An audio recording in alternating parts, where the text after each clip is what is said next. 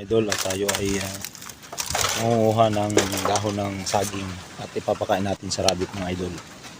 Magandang hapon po sa ating lahat mga idol.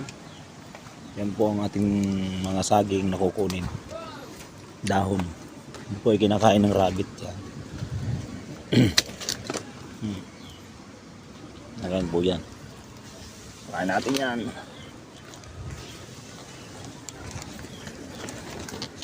Yung iba.